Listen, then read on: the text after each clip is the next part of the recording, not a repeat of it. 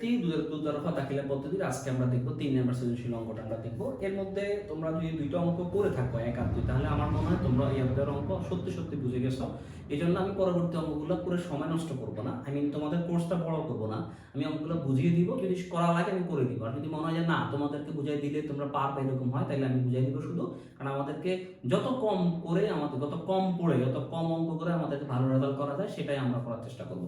চলো আমরা দেখি 3 নাম্বার অঙ্ক কি লিখছে। মিস্টার রাহুলের প্রারম্ভিক মূলধনের পরিমাণ নির্ণয় করো। সমাপনী মূলধনের পরিমাণ উক্ত বছরের মিস্টার রাহুলের লাভ কত। কোশ্চেন সেম, একই প্রশ্ন, শুধু উদ্দীপকটা আলাদা। চলো উদ্দীপকটা পড়ে দেখি, উদ্দীপক দেখে আমাদের কোনো অসুবিধা হয় কিনা।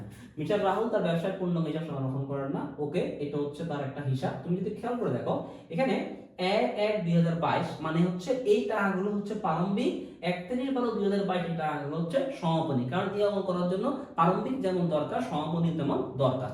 উল্লেখ্য মিস্টার রাহুল প্রতি মাসে 1500 টাকা করে নগদ, প্রত্যেক মাসে 1500 করে নগদ এবং সারা বছর মোট 400 টাকার পণ্য উত্তোলন করেন। তার মানে উত্তোলন কত, 400 টাকা হচ্ছে উত্তোলন করেন, আর প্রতি মাসে 1500 টাকা করে করলে, তাহলে যদি আমরা এখন উত্তোলনটা যদি বের করতে যাই, এখানে যদি অঙ্কের উত্তোলন বের করি, তাহলে প্রথমে কত, এই 12 দিয়ে আমি কত গুণ দিব, 1500 আমি গুণ দিব। কেন 12 দিয়ে 1500 গুণ দিব? 12 দিয়ে 1500 গুণ দিলে হবে কি, হবে হচ্ছে আমার তোমার এই পুরো বছর যে উত্তোলনের টাকাটা সেটা বেড়ে যাবে। তো 12 সাথে 1500 তুমি গুণ দিবা, গুণফল পাবা। আবার সারা বছর উনি 400 টাকার পণ্য উত্তোলন করে, তাহলে তুমি কি লিখবা, পণ্য উত্তোলন করানো হচ্ছে কত টাকা, 400 টাকা, এবং এই দুটো অ্যামাউন্ট তুমি যোগ করবা। তো 12 সাথে 1500 গুণ করলে টাকা হওয়ার কথা কত, 12 সাথে 1500 টাকা গুণ করলে আমরা যদি হিসাব করি কত টাকা আসবে, মেবি 9000 টাকা মতো আসার কথা। 12 গুণন 1500, সরি 18000 টাকা আসে। তার মানে এই ভদ্রলোক এক মাসে এক বছরে 18000 টাকা উত্তোলন করে। পাশে 400 আছে, যোগ করলে 18400 টাকা। তাহলে এই অঙ্কের উত্তোলন হচ্ছে 18400 টাকা। আচ্ছা, এছাড়াও তিনি বছরের মাঝামাঝি সময়ে ব্যবসায় 4000 টাকা অতিরিক্ত মূলধন সরবরাহ। তাহলে অতিরিক্ত মূলধন 4000 টাকা ক্লিয়ার হয়ে গেল। এখন প্রশ্ন হচ্ছে আমরা বুঝি কিনা সম্পদ কতটুকু। প্রাপ্য হিসাব হচ্ছে সম্পদ, প্রদেয় হিসাব হচ্ছে দায়, মজুত পণ্য হচ্ছে তোমার সম্পদ, বকেয়া খরচাবলী হচ্ছে তোমার দায়, নগদ টাকা হচ্ছে সম্পদ, ঋণ হচ্ছে দায়। এখন দেখার বিষয় হচ্ছে আমরা অঙ্কটা পারি কিনা। চলো আমি করেই দেখাই তোমাদেরকে, অঙ্কটা করে দেখাই হচ্ছে ক আর খটা করলে তোমরা ঘ তো অবশ্যই পারবা। তো ক নম্বরের প্রবলেম কি, ক নম্বরে প্রারম্ভিক মূলধন। তো প্রারম্ভিক মূলধন যদি আমি সলভ করি, 3 এর কত, ক নাম্বার যদি করি, প্রারম্ভিক মূলধন সূত্র কি, প্রারম্ভিক মূলধনের সূত্র তোমরা জানো অবশ্যই কি, প্রারম্ভিক সম্পদ মাইনাস প্রারম্ভিক দায়। এখন চল প্রারম্ভিক সম্পদ, এইগুলো হচ্ছে প্রারম্ভিক, কারণ এখানে 1 লেখা আছে। সো এখানে যা আছে এগুলো আমি ব্যবহার করব। সম্পদগুলো সম্পদে লিখবো, দায়গুলো দায় লিখবো। আসলে প্রাপ্য হিসাব 20000 টাকা, এটা কি প্রাপ্য হিসাবকে আমরা কি বলি, সম্পদ। যে কোনো এন্ট্রির সামনে প্রাপ্য লেখা থাকে সেটা হচ্ছে সম্পদ। প্রদেয় হিসাব 15000, প্রদেয় হিসাব মানে কি, প্রদেয় হিসাব হচ্ছে দায়, কত হাজার টাকা, 15000 টাকা লিখলাম। তারপরে মজুত পণ্য 2500, মজুত পণ্য হচ্ছে সম্পদ, আমরা 2500 টাকা মজুত পণ্যের জন্য লিখবো। তারপরে বকেয়া খরচাবলী, যে কোনো খরচের পূর্বে বকেয়া লেখা থাকলে সেটা হচ্ছে দায়, কারণ এই টাকাটা তোমাকে ভবিষ্যতে পরিশোধ করতে হবে। তাহলে বকেয়া খরচাবলী হচ্ছে কত টাকা, বকেয়া খরচাবলী হচ্ছে 10000 টাকা। ওকে গেল। এবার বলো এই যে নগদের এখানে টাকা নাই, ওইদিকে টাকা আছে, তার মানে এটা হচ্ছে সমাপনী। ঋণের টাকা এখানে নাই, ওইদিকে আছে, মানে পরের কলাম হচ্ছে সমাপনীর কলাম। তার মানে আমার আর কোনো এখানে এন্ট্রি নাই। তো 20000 আর 2500 যোগ করলে হচ্ছে 22500, আর হচ্ছে 15000 আর 10000 যোগ করলে কত আসতেছে, 20000 আর 2500 এমন, ঠিক আছে। এখানে আমি দেখি, মজুত পণ্য 2500 হবে না, মজুত পণ্য এখানে 25000 হবে, এখানে একটা শূন্য কম আসছে। আচ্ছা, তাহলে 25000 হইলে আমাদের টাকা দাঁড়াচ্ছে কত, 42500, 42500।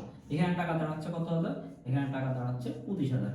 42500 থেকে 25000 টাকা বিয়োগ করো, বিয়োগ করলে কত থাকবে, কত থাকবে, মাথা কাজ করে না। সেই সকাল থেকে ক্লাস করাচ্ছি, নিজের যে কোচিং সেন্টার আছে পাঠশালা কোচিং সেন্টার, ওখানে তো সকাল থেকে ক্লাস করাইছি, দুপুরে 1টা থেকে তোমার 2টা পর্যন্ত ক্লাস করাইছি।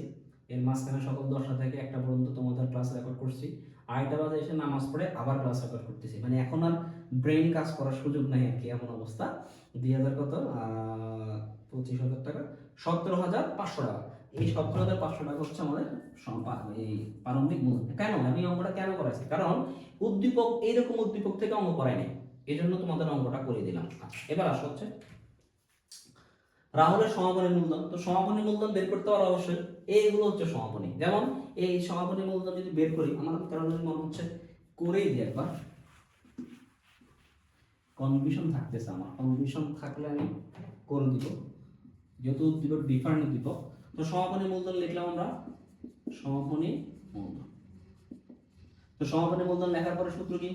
সূত্র হচ্ছে তোমার সমাপনী সম্পদ বিয়োগ সমাপনী দায়।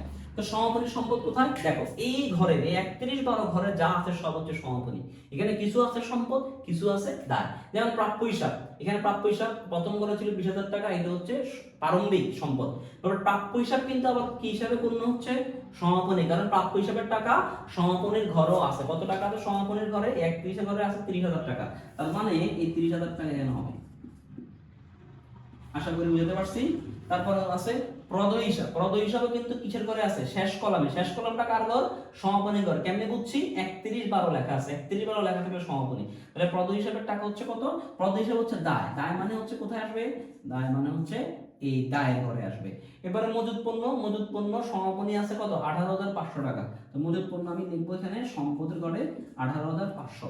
বকেয়া খরচা বলি এই তোমার প্রারম্ভিকে আছে কিন্তু সমাপনীতে নাই।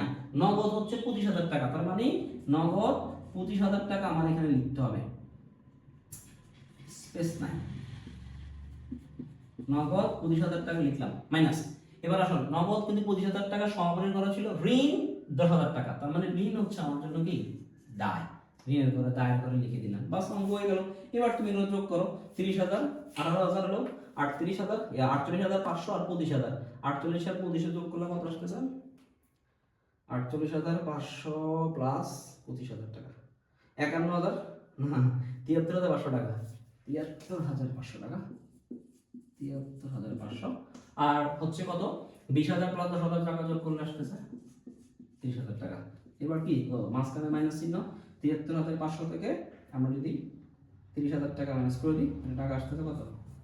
43,500 টাকা। করে দেওয়ার উদ্দেশ্য বুঝছো তোমরা অঙ্কটা, কারণ এখানে কনফিউশন থাকতে পারে। আর যেটা লাস্ট অঙ্ক, উক্ত বছরে রাহুলের লাভ ক্ষতিটা তো করতে পারবা, কারণ সব কিছু বলা আছে। আর অঙ্কের শুরুতে উত্তর আর মূলধনটা তোমাদের আমি বের করে দিছি।